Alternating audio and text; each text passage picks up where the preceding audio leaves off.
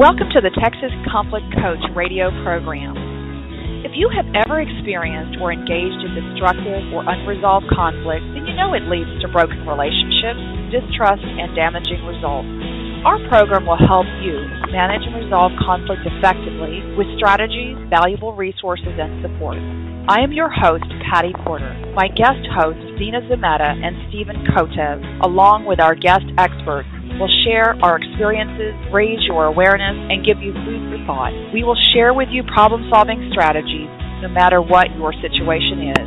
At work, with neighbors or friends, family, and as partners. Tune in or join in the conversation every Tuesday evening.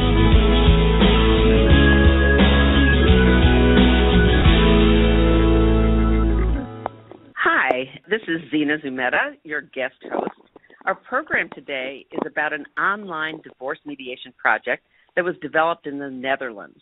It's an online application for dispute resolution, and what makes it unique is that it empowers people who face conflict in their most important relationships to mediate it online throughout the entire dispute resolution process. Joining me today is Jin Ho Verdonschot. Dr. Verdonschot is head of the Justice Technology and Justice Technology Architect at HIIL, Innovating Justice, in The Hague in the Netherlands. He also has a background in business, started his first business at age 17 and his second at 24, and a background in academia. He designed dispute systems in the context of both the developed and the developing world, including countries both like the Netherlands and Azerbaijan, India, Bangladesh, and others. And he's also done work for Canada, England, and the United States. He now designs and creates user-friendly platforms and interfaces for the justice system, and he developed the platform, the Rechtwijzer platform, that we'll be talking about today. So welcome, Jin Ho. Thank you, Zina. I'm really happy to be here. Me too. And, you know, this is the Texas Conflict Coach program, and we were talking earlier, and you said that you have just come back from Texas. Yeah, indeed. I just flew back from Austin last weekend. I had the great pleasure to be part of the Austin ABA Equal Justice Conference this year. And it was very interesting to learn more about the pretty big differences between the world of legal aid and online trends in the U.S. compared to the ones in the Netherlands. And I see that there are big differences between that. Yes. It was also interesting to see that there were many Texas storms going on, which came quite unexpected from for an ignorant Dutch person who knows very little about Texas, but has many different ideas about the weather conditions. Yes. Well, everything is big in Texas. Yeah. So good. I can confirm that. Let me start by. Yes. So let me start by just asking, what is the platform that you were talking about, the Rechtwijzer platform? What exactly is it? Sure. Thank you for that question, Zina. I think the Rechtwijzer platform in the Netherlands is an online justice platform that puts justice back in the hands of people. And initially, it works for divorce cases in the Netherlands.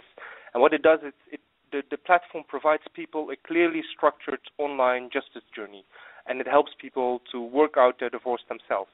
So imagine that a person, let's call him John Doe, is considering to get a divorce, and he can surf to our website and will find information there about what to expect from a divorce process.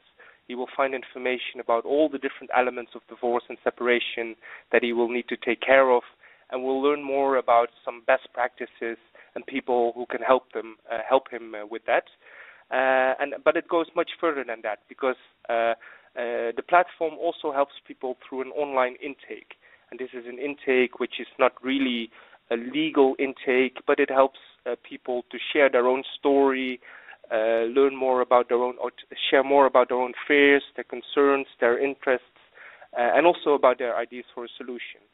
And after that, after this intake, the platform will also engage with the other person and will invite them to also join the platform.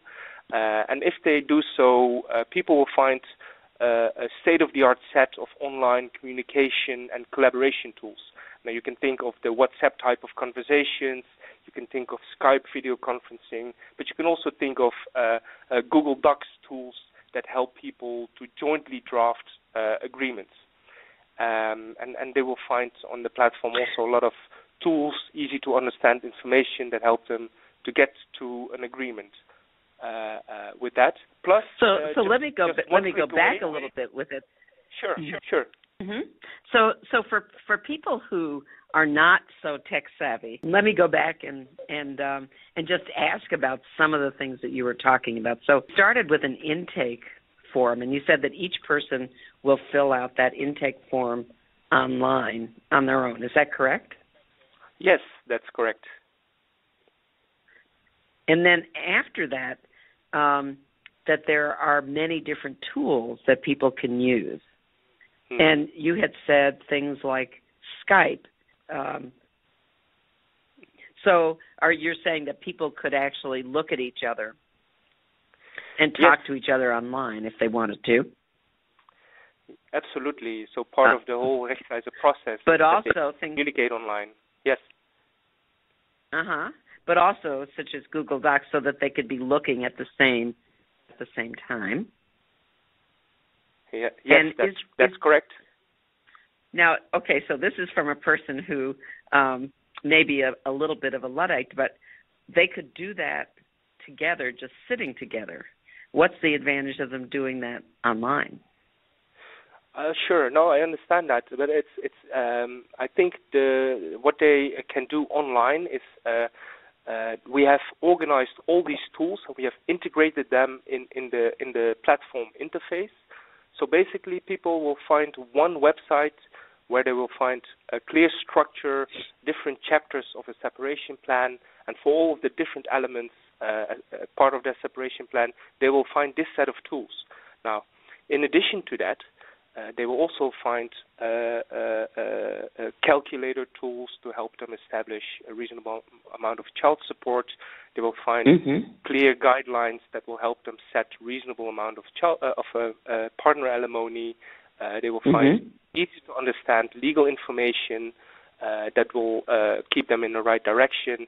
And maybe more importantly, they will find model texts for solutions that have worked for many other people in similar situations. Okay.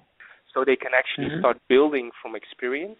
That's much similar to what people buy when they ask for advice. That's also building from experience.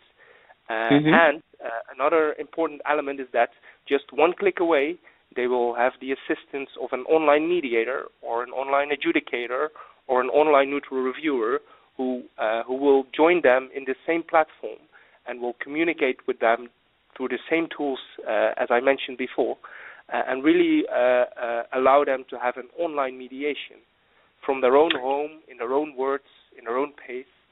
And I think that's the big advantage of putting it all together in a clearly structured way in one platform.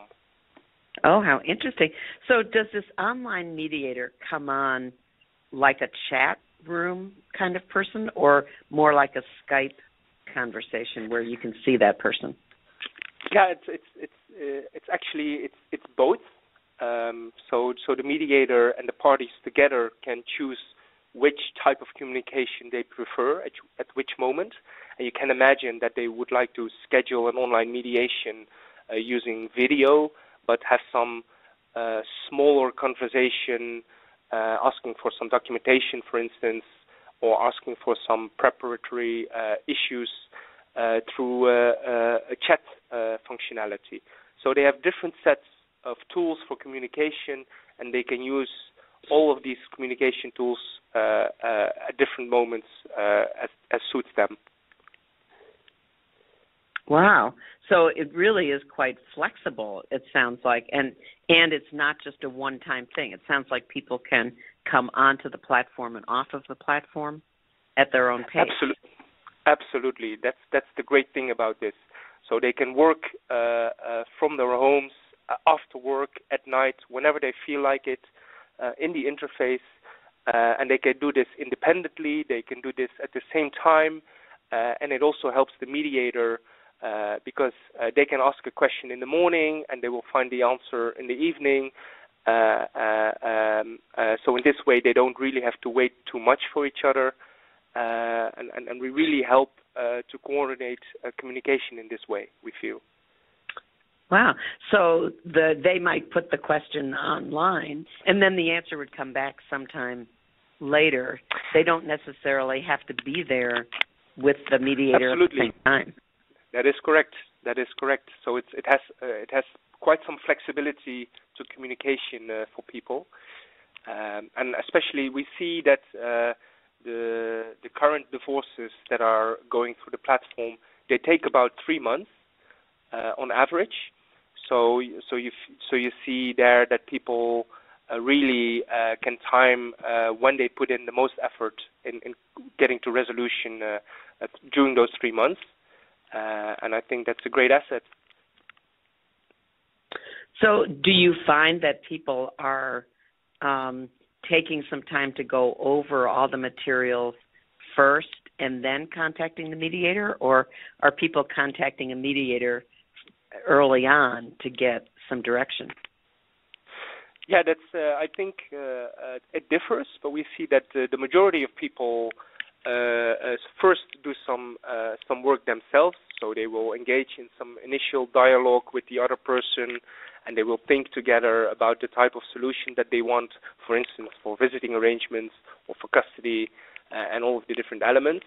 And some people manage to get to some agreement for many issues already themselves before they call in the assistance of a mediator. And then what we hear from the mediators is that they really like how they join a really structured process. So they have a clear overview when their assistance is needed. They will see all the facts. They will see all the interests already listed. They will see the documents which are uploaded, which gives them a good insight in the situation.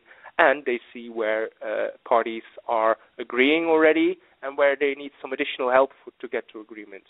So that's what. So the mediator can see all of the documents as well as the parties seeing all the documents. Yes, absolutely. So that's a great thing for them, because then they already have done the intake and they will see a clearly structured case before them from the beginning. Yes. Wow, that's very exciting. So how do you find? Well, let me ask, how many people have gone through this so far? Yeah, that's interesting. We have launched now 4 months ago, but we kept it a bit under the radar. But we are happy to see that we now have about 250 users, and about 50 people got their divorce already through our system.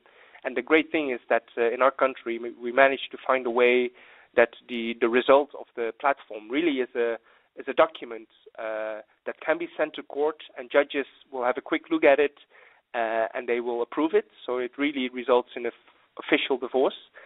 Wow. About 50 people have been helped like this right now at this stage.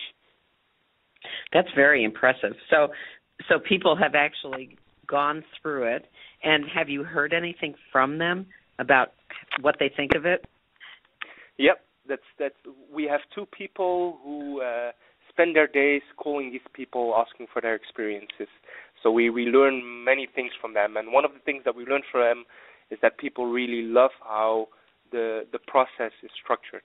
So we have a visually attractive interface that shows them what the elements of divorce are, where they are in the process, how much progress they made, where the changes have been made since last time, and people really feel that with this platform we have found a way where a divorce still is a stressful thing, but now people experience that the procedure of divorce is not bringing too much stress itself anymore, and so that's great feedback to get. Now, on the other hand, we also learned that people would like to have more tools at their disposal. So we have found some people who have a serious debt problem, and they feel that they would like to have a financial expert online available to them as well. So that's one thing we are looking at right now. And we also have people who had their own business who also wanted a financial expert. So we learn many things from having these conversations, And we have a team of people who are constantly working on improving the platform on the basis of what we learn from them. Well, speaking of experts, are the people paying the mediator at this point, or are they paying for the platform as well? What is the cost of all of this? Yes. I think it's important that there's a steady stream of funding and having a platform that is financially self-sustainable is important as well, I think. So the way we do that is we charge people one-time access fee. For the Netherlands, that's 90 euros, 90. For that money, they get access to the dialogue tool, all the information, all the other support tools that can help them negotiate. And when people feel they would like the assistance of an online mediator, they pay separately for that. Now you have to understand that that's a transaction taking place between the parties and the mediators directly. So we are not getting any money from that as a supplier of the platform, but it's a transaction and a relationship between the parties and the mediator. And we work with mediators who agree to work for a fixed fee. So they get about 250 euros for mediation, and that's basically providing people mediation assistance that gets them further in the process. So it's not per se limited to 1 or 2 hours, but it's basically it's spread out over the process that really helps people further. So it's like a flat fee that the mediator would get. It's a flat fee for however much time. Yes. And can the mediators say this is too much time? You're going to have to come see me separately or something like that? Yeah, we have one example of where that happened, and that was in fact a case where there was a huge debt problem. So we see that this is the type of exceptional case where we also agreed with the mediator that some additional compensation was fair in this situation. But I think generally we see that mediators will save some time on administrative issues, and that's what we get back as well. And we love them to spend that time on mediation interventions.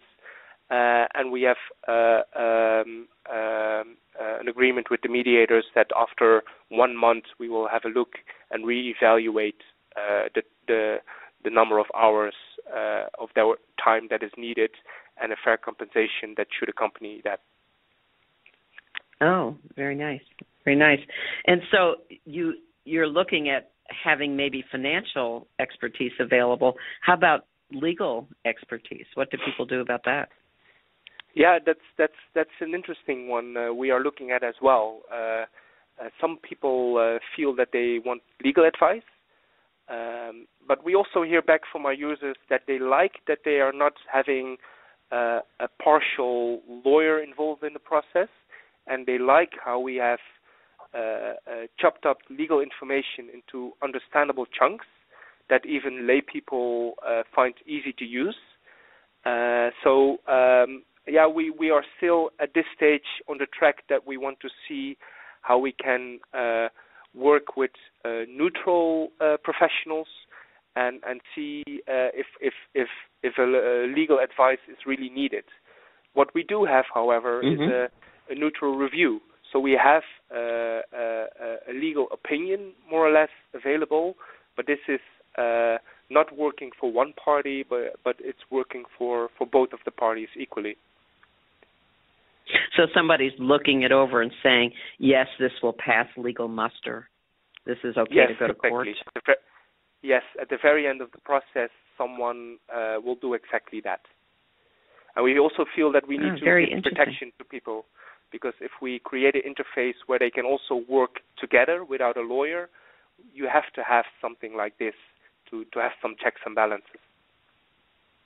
And it sounds like in the future you may also need some expertise on child development available or something like that it may broaden out.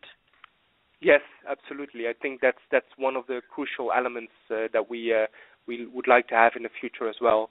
Fortunately, at this stage, we are working together with the Dutch Legal Aid Board, and they have developed some great web tools that inform people and that help people to get to sustainable and good agreements for their children. So there are a lot of resources already at the disposal of people. Oh, very nice. At this stage, yes, it's really great. Yeah. Very nice.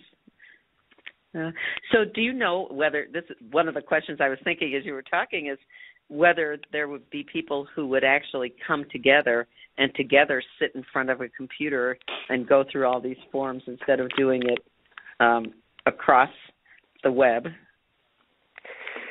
Yeah, we actually certainly at the very beginning we had several of those people, and there's one thing that I find the greatest, and that's that we had one couple who came back to us and told us that they started working together on the platform, and we really helped them to get the dialogue together in a fruitful manner.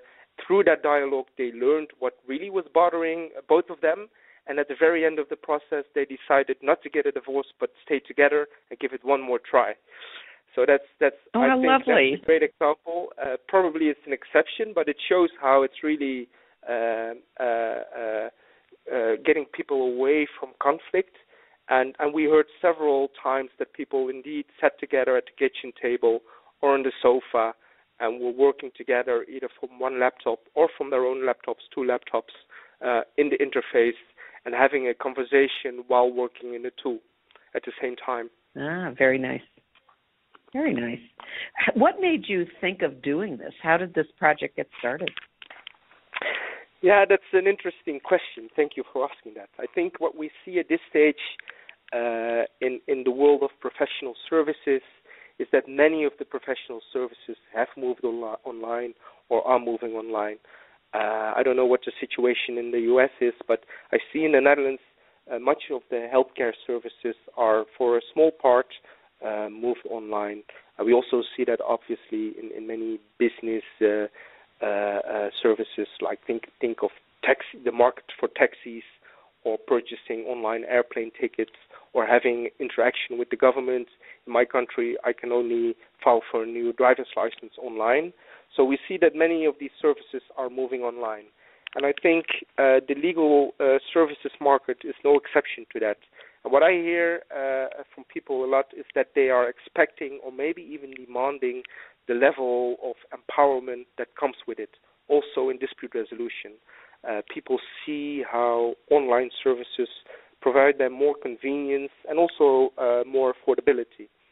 So what we saw happening during the past years is the emergence of online dispute resolution, but specifically for small claims or consumer disputes. Usually it were the more simple, straightforward disputes where people would find online resolution.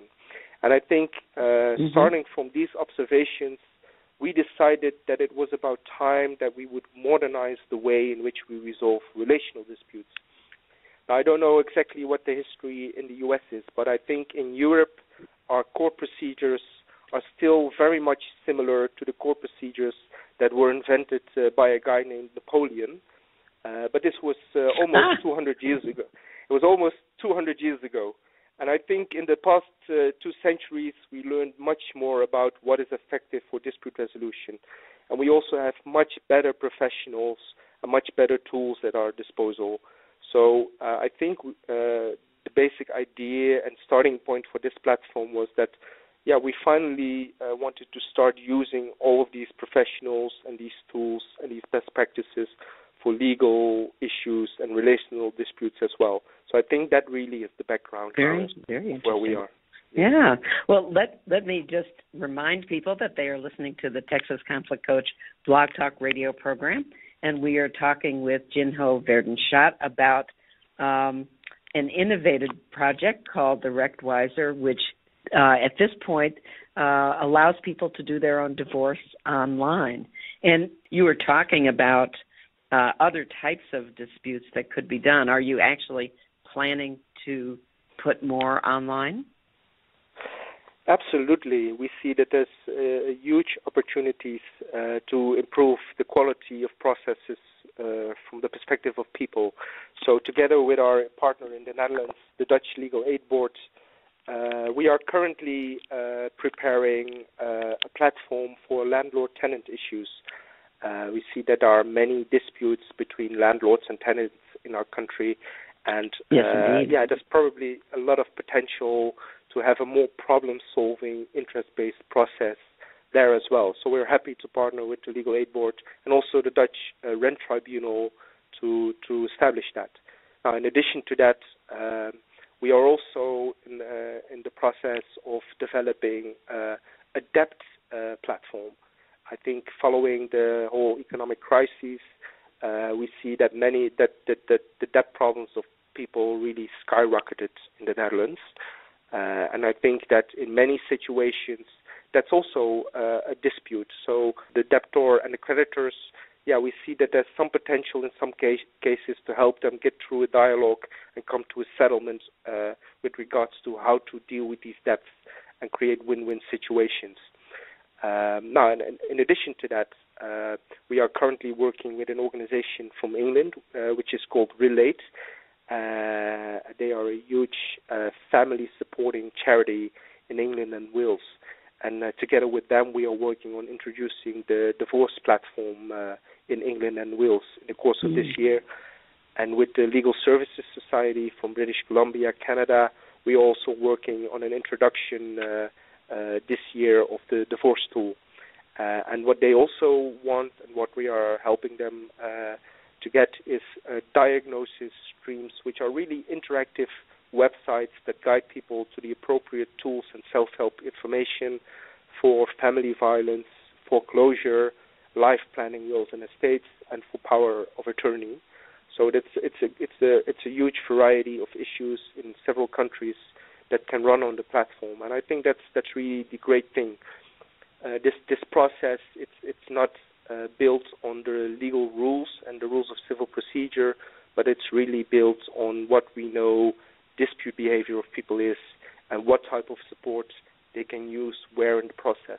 And I think that's pretty universal. That's not very limited exciting. to the Netherlands. So we can really reach some cooperation and maybe even economies of scale there. That's so exciting. So if there are people who are listening who are thinking, boy, I would love to explore this and see if anybody in my area is interested, is there reading that they could do, or how might they go about looking into it? Yes, I think I would very much encourage them to contact me, and I can send them additional information, and also to visit the Rechtwijzer page on our website on heel.org/project/Rechtwijzer. They could also have a look on the Dutch Rechtwijzer, which is rechtwijzer.nl, and I know for a fact that Google Translate actually does a pretty good job in helping you understand what this strange Dutch language means. But I think people will find more reading on the project page and have a look in the tool itself. Yes. So they could actually go onto the Dutch page and get it translated. So Absolutely, reading directly yes. what you've written. I would very much encourage people to do that. Yes.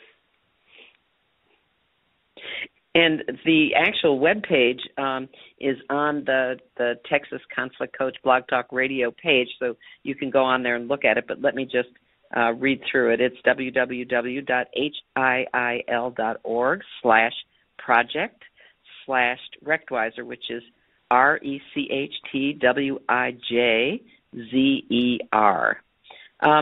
So I'm wondering, do you have any final message that you'd like to leave with our listeners? Yes, I think what we see is that the Internet has emancipated people in many areas, and I think of its impact on the real estate market and on the taxi market. And I also feel that similarly to how people are empowered there, our platform empowers people to come to fair and sustainable resolution for their disputes. And we really help people to stay in control of their processes and outcomes. And I think it's great that we live in a time where we can actually create affordable justice journeys that lead people to sustainable results and finally put justice back in the hands of them. I think they know best what the dispute is about and where to, which direction to find resolution. Very exciting. Well, thank you so much, Jin Ho, for your generosity with your time and your information. And you have said that if people want to link with you, that they should go onto the website, and there is a way to ask questions or to ask for more information on the website. Is that correct? Yes, that is correct. They will find my email address there, and please contact me if you have questions. Yes. Oh, great. Well, thank you again, and everyone, I hope can follow up on this. I hope that we here in the United States start doing some of these very exciting projects as well. That would be awesome. Yes, absolutely. Please join us. Okay, well, thank you. Thank you, Zina. Thank you very much. Thank you for listening to the Texas Conflict Coach. We hope you enjoyed the program. You can find all of our podcasts archived to listen at your convenience at texasconflictcoach.com or download the podcast at iTunes or Stitcher Radio. You can also become a Facebook fan of Conflict Connection or Twitter me at TX Conflict Coach.